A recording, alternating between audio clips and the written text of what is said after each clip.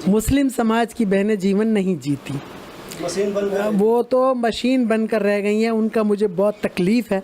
28 साल की उम्र में 4 बच्चे और उसका पति का मतलब डेथ हो गई।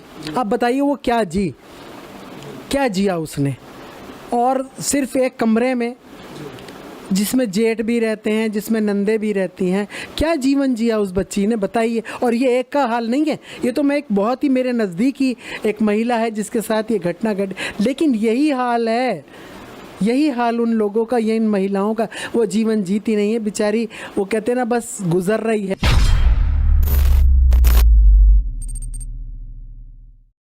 नमस्कार, आप देख रहे हैं शाइनिंग इंडिया। इस समय हम हैं दिल्ली के कश्मीरी गेट क्षेत्र में।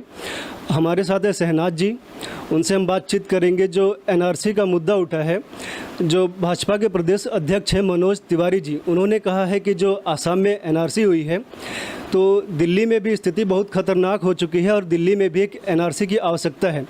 तो हम बात करते हैं शहनाज जी से। मैडम, आपकी क्या राय है इस पे? क्या आपको भी लगता है कि दिल्ली में स्थिति खतरनाक हो चुकी है? जी हाँ, बिल्कुल दिल्ली की स्थिति आज बहुत जो है ख़तरनाक है।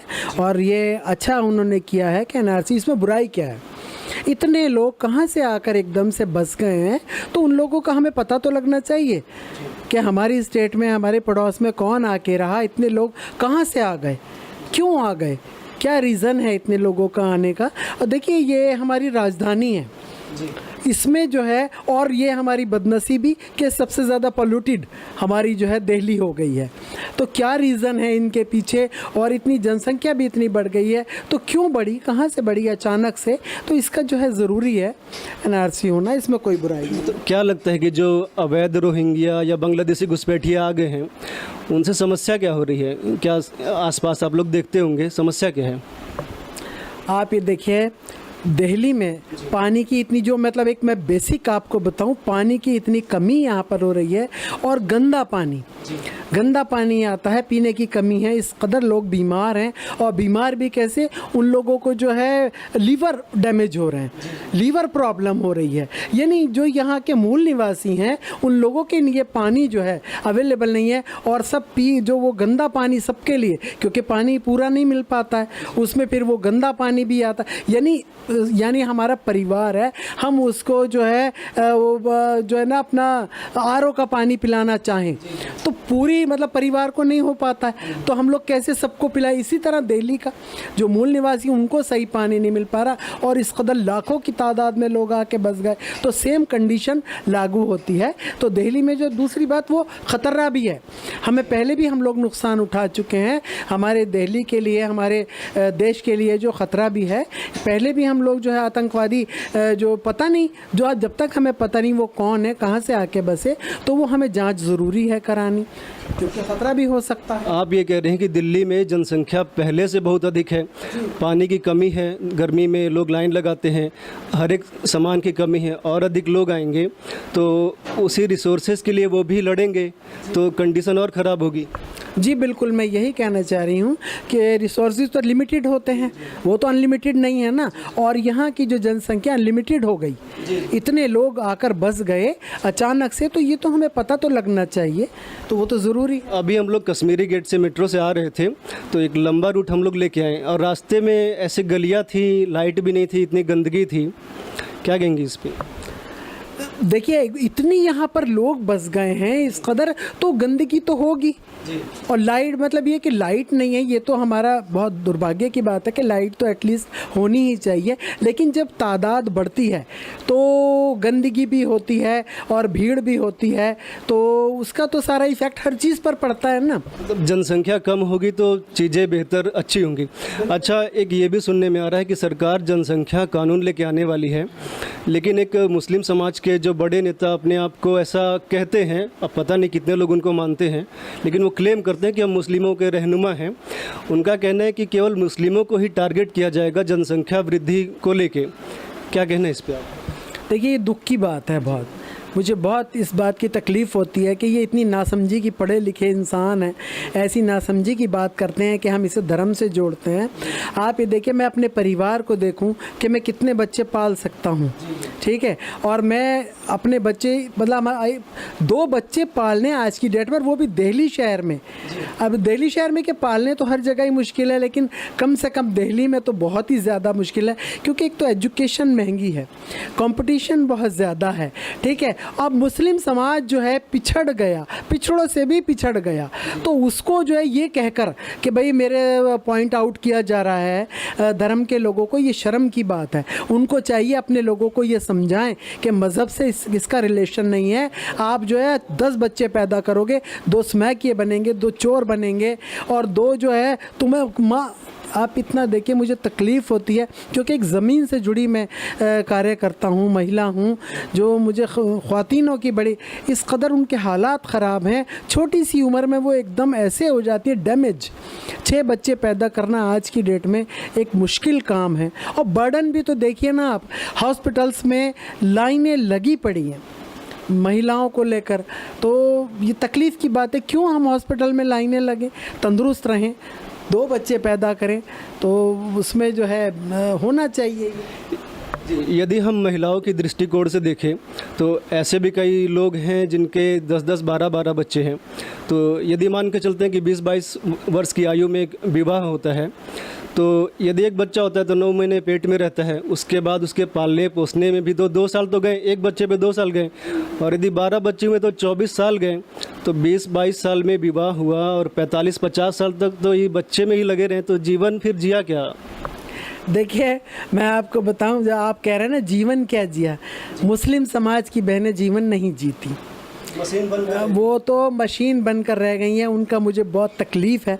28 साल की उम्र में 4 बच्चे, और उसका पति का मतलब डेथ हो गई। अब बताइए वो क्या जिया उसने, और सिर्फ एक कमरे में जिसमें जेठ भी रहते हैं, जिसमें नंदे भी रहती हैं, क्या जीवन जिया उस बच्ची ने, बताइए। और ये एक का हाल नहीं है, ये तो मैं एक बहुत ही मेरे नज़दीकी एक महिला है जिसके साथ ये घटना घटी, लेकिन यही हाल है, यही हाल उन लोगों का, ये इन महिलाओं का। वो जीवन जीती नहीं है बेचारी, वो कहते हैं ना बस गुजर रही है उनकी, तो अदरवाइज़ वो जीवन नहीं जीती। देखिए, जब अभी इंस्टेंट ट्रिपल तलाक़ को, जो तलाक़ बिद्दत को किया गवर्नमेंट ने, मुस्लिम ख़वातीन क्यों खुश हुई?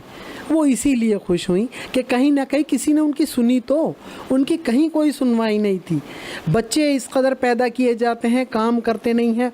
आप ये देखिए, बनारस में जो बहुत ज़्यादा मतलब मुस्लिम समाज एक रहता है, वहाँ घरों में चूल्हा नहीं जलता। 5 बच्चे 6 बच्चे पैदा करके शराब पी के, स्मैक पी के बाप पड़ा रहता है, ठीक है।